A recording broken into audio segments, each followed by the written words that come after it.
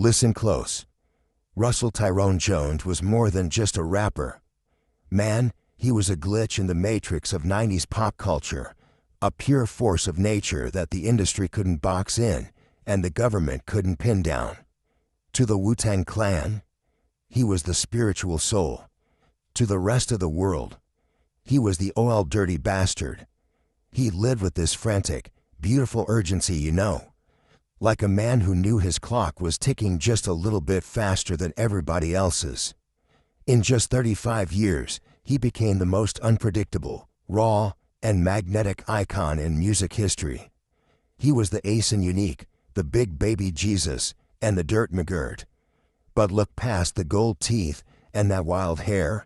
There was a musical genius back there who broke every single rule of rhythm and blues. He didn't just walk the line between sanity and madness, he danced on it. This is the unfiltered story of the man who proved to everybody that Wu-Tang is for the children. The genesis of the drunken monk. The legend starts in Fort Greene, Brooklyn, back in '68. Growing up, Russell wasn't alone. He had his cousins right there with him, Robert Diggs and Gary Grice. You know them as the RZA and the GZA. They were a trio of outcasts bonded by two things: 5% philosophy and a relentless obsession with Shaw Brothers Kung Fu cinema. Now, while RZA was the architect and GZA was the scientist of the rhyme, Russell, he was the raw element. He was finding a voice that had no father, a style so off-kilter and soulful it felt like he'd dropped in from another dimension. He'd spend hours practicing the drunken monk style, slurring his words on purpose just to create a melodic, rhythmic pocket that nobody else could even find. When the Clan exploded in '93 with 36 chambers, the world met 9 elite lyricists, but ODB? He was the undisputed wild card. He wasn't just rapping, he was growling, howling, and singing in a way that felt more punk rock than hip-hop. On tracks like Protect Your Neck, he didn't just deliver a verse, he staged a home invasion of your ears. He brought the dirt to the Wu Sword style, and hip-hop was never the same again. The Welfare Limo and the Pop Blueprint. By '95, ODB was a household name. His solo debut, Return to the 36 Chambers, the dirty version, is one of the rawest albums ever cut. Produced by RZA, it sounded like a basement party at the end of the world.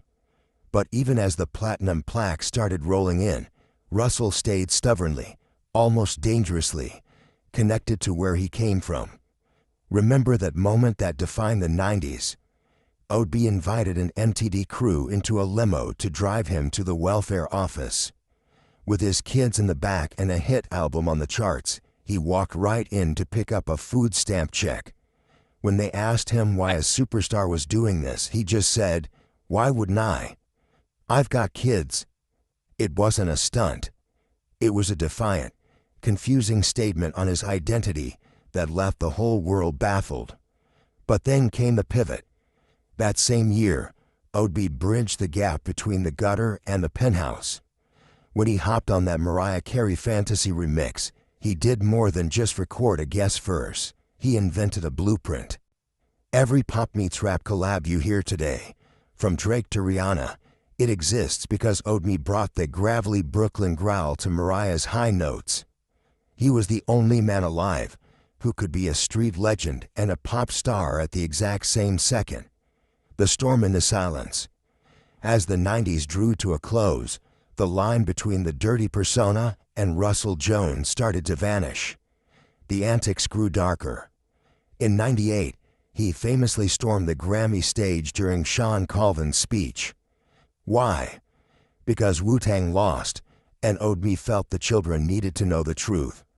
"I don't know how you all feel about it," he told its stunned audience, "but Wu-Tang is for the children." It was funny, it was legendary, but it was also a cry for attention from a man losing his grip. The years after were a whirlwind of legal chaos. Drug possession, body armor charges, his life became a courtroom drama. In 2000, he did the unthinkable. He escaped a court-mandated rehab. For a whole month, the FBI hunted him while he lived like a ghost in the NYC underground. Then, in a move only Obi could pull off, he showed up on stage at a Wu-Tang show in Times Square while the police were literally waiting outside. He performed, signed autographs, and vanished into the night. When they finally caught him at a McDonald's in Philly, it felt like the end of an era. Prison was harsh, and when he finally came home, the man behind the mask had started to fade. Russell was released in 2003, greeted like a king. He signed with Rockefeller, took the name Dirt McGirt, and started working on a comeback. But the years of substance abuse and the weight of being the wild man had taken their toll. The fire was flickering. On November 13, 2004, just 2 days before his 36th birthday, the world stopped. Russell Jones collapsed and died in a Manhattan studio. An accidental overdose.